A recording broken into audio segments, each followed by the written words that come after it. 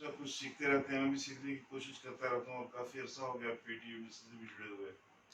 تھوڑا سا پڑھنے کا شوق بھی ہے, کوشش کرتا رہتا ہوں. تو آج تقریباً 90 سال ہو گئے بھگت سنگھ کی شہادت کو.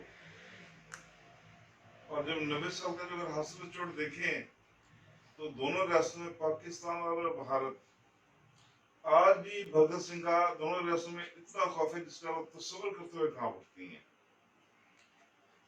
وجہ ہی کیا ہے کہ وہ کیوں کانپتی ہیں؟ کہ گفتگو ہو چکی کہ جو آزادی کا تصور بھگت سنگھ نے پیش کیا وہ اس تصور سے قطعی مختلف ہے جو یہاں کے لوگوں کو ایک بوگس طریقے سے بتایا گیا کہ آزادی کا مطلب یہ ہوگا.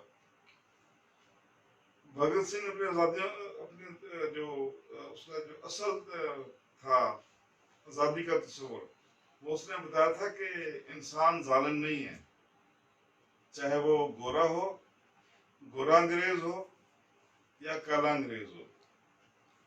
ایک سسٹم ہے, ایک سامراجی کردار ہے انسان کا جو اسے ظالم بناتا ہے یا اس کے کردار کو اس حد تک وہ گھٹیا کر دیتا ہے کہ وہ انسان کی جان لینے کے درجے بھی ہو جاتا ہے. تو وہ جو آزادی کا تصور اتنا خوفناک تھا کہ وہ ڈر گئے. انہوں نے صرف ہندوستان کو نہیں توڑا, اس خوف میں آزادی کے تصور کو مسخ کرنے کے لیے انہوں نے پنجاب کو بھی تقسیم کیا. اور اگر بھگت سنگھ آزادی کا تصور پیش نہ کرتا تو شاید پنجاب بھی نہ ٹوٹتا, شاید سندھ بھی نہ ٹوٹتا, شاید بنگال بھی نہ ٹوٹتا. اور اس کے باوجود تقریباً 75-76-70 سال تقسیم کو ہو گئے, اور تقسیم کے باوجود دونوں ریاستوں میں آج دیکھیں مذہب کے نام پر کس طرح قتل و غارت کی جا رہی ہے, کس طرح لوگوں میں خوف بھرا جا رہا ہے کہ کہیں بھگت سنگھ کا حقیقی آزادی کا تصور ان کے دل میں آ گیا تو کیا ہو گیا, کیا ہوگا. دیکھ لیں کہ مذہب کے نام پر, مذہبی انتہا پسندی کے نام پر یہاں پہ کس حد تک خوف ہے کہ لوگ بات کرتے ہوئے ڈرتے ہیں. جو ہماری ہر بات کو, چاہے وہ سوشل سائنس کی ہو, سماجی سائنس کی ہو, معاشی سائنس کی ہو, ہمارے ہاں تو جو ہر بات میں وہ مذہب اتنی شدت سے انکلوڈ کر دیا گیا کہ بات کرتے ہوئے ڈرتے ہیں کہ یار یہ اب کیا کر رہے ہو. کہیں مسلمان قرار دے کے نہ مار دیا جائے, کہیں کافر کہہ کے نہ مار دیا جائے. یہ سارا خوف وہی ہے جو آزادی کا حقیقی تصور ہے کہ معاشی آزادی, انسان کیسے آزاد ہوگا. یہاں پہ رنگ کا خوف, یہاں پہ نسل کا خوف, یہاں پہ مذہب کا خوف. کون سا خوف ہے جو ان دونوں ریاستوں نے اپنے عوام کے اندر ڈال کے ان کو جہل مطلق بنانے کی کوشش نہیں کی. آپ ہمارے پاکستانی معاشرے کو دیکھ لیں تو پاکستانی معاشرے میں بھی 1947 سے لے کے آج تک کتنی بار ریاست نے اپنا کردار چینج کیا ہے. 47 سے لے کے 1958 تک جو انسان کا کردار ہے وہ مختلف ہے. دکھ ہے, کرب کا احساس ہے, وہ جو قتل و غارت کی پنجاب کے اندر اس کا دکھ ہے.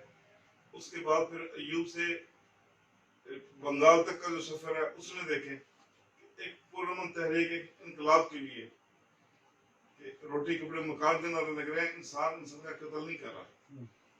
اور پھر بنگال کو توڑ دیا جاتا ہے, وہاں پہ قتل و غارت کروائی جاتی ہے. کس طرح آج بی بی سی کی رپورٹ ان دنوں تھی کہ 40 لاکھ سے زیادہ افراد کو ریپ کیا گیا.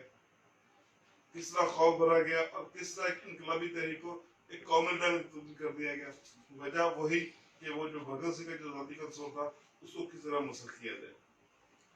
اس کے بعد پھر آپ دیکھ لیں 1972 سے لے کے 1977 تک کا دور, کہ اس دور میں آپ کی تہذیب, آپ کی شاعری بہت اچھی تھی, انقلابی شاعری تھی, بہت اچھے افسانے لکھے جا رہے تھے, بہت اچھے ڈرامے بن رہے تھے, بہت اچھی فلمیں تخلیق ہو رہی تھی, اور لوگ فیملیوں کے ساتھ جاتے فلم دیکھنے اور فلموں کو پسند کرتے تھے, اور بڑی شاندار فیملی فلم بنتی تھی.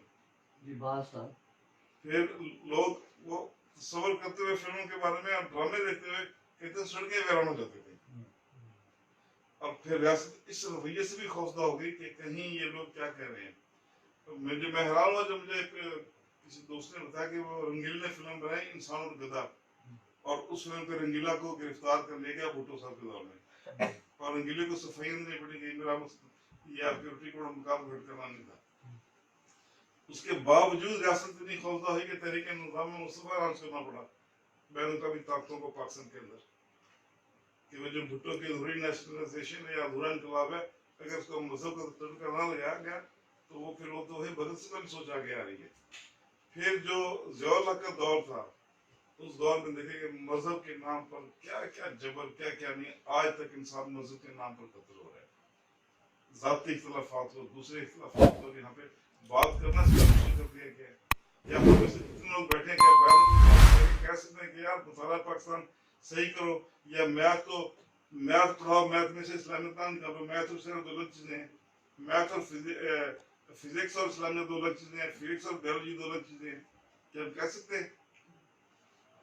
इतना बड़ा जुल्म, और ये इसी वजह से हो रहा है कि जो भगत सिंह ने आज़ादी का तस्वर किया था, जब तक यहाँ पे नौजवान भगत सिंह के आज़ादी के तस्वर को दुरुस्त अंदाज में नहीं पढ़ेंगे तो वो इसी तरह बेचारे यूथ है मुतलक बने रहेंगे, यहाँ पे कुछ नहीं होगा। और ये बहुत अच्छा प्रोग्राम है, इस तरह के प्रोग्राम करने चाहिए, जो दुरुस्त पैगाम है हमें वो हमारे नौजवान को देना चाहिए, कोई तरीका करना चाहिए। बहुत शुक्रिया।